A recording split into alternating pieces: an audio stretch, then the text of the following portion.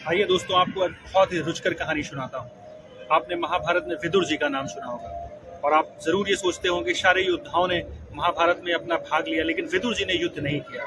आइए उसकी बहुत ही इंटरेस्टिंग कहानी, बहुत रोचक कहानी आज मैं आपको बताता हूँ। जैसा कि आप जानते हैं, राजा शांतनु की पहली पत्नी का नाम गंगा था और राजा शांतनु की पहली पत्नी से पुत्र जो पैदा हुआ उसका नाम था भीष्म पितामह।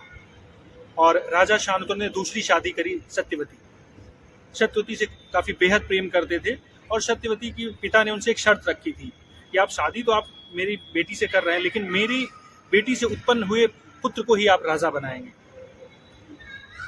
इसके चलते भीष्म प्रतिज्ञा की कि मैं जो है राजा नहीं बनूंगा, अजय पूरे सदैव अपने पूरे जीवन काल में मैं इस राज्य की रक्षा करता रहूंगा। राजा शांतनु रानी सत्यवती से शादी कर लेते हैं और शादी करने के बाद उनसे दो पुत्र पैदा होते हैं। एक का नाम होता है विचित्रवीर, दूसरे का नाम होता है चित्रांगद। फिर क्या होता है कि विचित्रवीर की जो है मौत हो जाती है, चित्रांगद की बीमारी के चलते हुए चित्रांगद की भी मौत हो जाती है और इन दोनों लोगों की शादियां जो है अंबालिका और अंबे से की जाती है। धीरे धीरे करके जो है सत्यवती सोच में पड़ जाती हैं कि अब कैसे राज्य को चलाया जाए, कैसे इस राज्य को बढ़ाया जाए। तो वो अपने महर्षि से एक उनका पुत्र पैदा हुआ था जिसका नाम था व्यास, और व्यास जी से जाके वो रिक्वेस्ट करती हैं कि हमारे राज्य को, हमारे वंश को चलाने के लिए हमें एक पुत्र की आवश्यकता है। बहुत कहने के बाद व्यास जी मान जाते हैं और उसके बाद वो आकर के कहते हैं कि हे माता, आपको जो है अंबालिका और अंबे को, दोनों लोगों को निवस्त्र होकर के 1 वर्ष बाद मेरे सामने से आकर के गुजरना है। उससे जो पुत्र पैदा होगा वो इस राज्य का जो है राज्य को आगे निर्वाहन करेगा और राज्य को आगे बढ़ाएगा।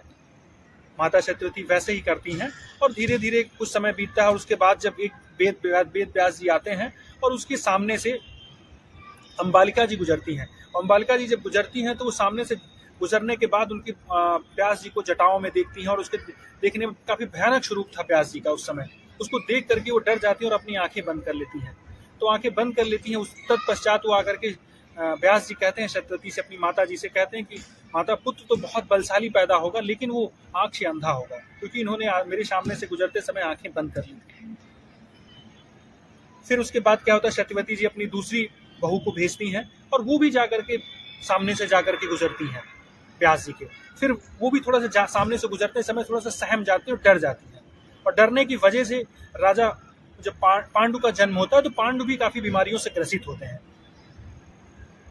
फिर वो आकर के सत्यवती अपनी माता जी से बताते हैं तो माता जी पुनः कहती हैं अंबालिका जी से जाने के लिए। तो अंबालिका जी स्वयं न जा करके अपनी दासी को भेज देती है, और जो दासी जाती है तो निर्भीक होकर के व्यास जी के सामने खड़ी रहती है, और निर्भीक होकर के जब व्यास जी के सामने खड़ी रहती है तो उससे जो है जो पुत्र उत्पन्न होता है उन्हीं का नाम होता है विदुर। तो व्यास जी निकल करके आते हैं और कहते हैं माता सत्यवती से कि दासी से जो पुत्र उत्पन्न होगा वो बहुत ही ज्ञानी और बहुत ही ओजस्वी होगा, और पूरे राज्य में काफी नीतियों में काफी निपुण होगा।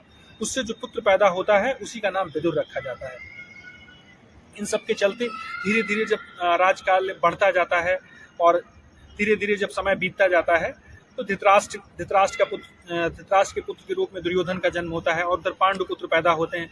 एक समय क्या होता है, कौरवों और पांडवों के बीच में जब युद्ध छिड़ता है तो विदुर जी काफी नीतिवान आदमी थे। उन्होंने जो है कई बार युद्ध को जो है समाप्त करना चाहा, बहुत बार उन्होंने प्रयास किया कि युद्ध ना हो, लेकिन दुर्योधन की हट के चलते युद्ध हुआ। दुर्योधन को कई बार उन्होंने समझाया, लेकिन दुर्योधन अपनी बातों के आगे मानने को तैयार नहीं था। उसी समय विदुर को ये ज्ञात था, विदुर जी को जो है भगवान श्री कृष्ण ने एक धनुष दिया था। अगर वो उससे युद्ध करते तो उन्हें कोई पराजित नहीं कर सकता, तो क्षण भर में पूरी सेनाओं को समाप्त कर सकते थे। इसके चलते उन्हें पता था कि मुझे दुर्योधन की तरफ से अधर्म का युद्ध करना पड़ेगा। इस वजह से एक बार जब वो दुर्योधन को समझा रहे थे कि आप युद्ध मत करिए, आप जो है मिलजुल करके इस राज्य को चलाइए, दुर्योधन हट पे उतर जाता है और उनके साथ अभद्रता करता है। तो वहीं पे उस धनुष को तोड़ देते हैं और प्रतिज्ञा कर लेते हैं कि मैं इस पूरे महाभारत काल के युद्ध में मैं युद्ध नहीं करूंगा।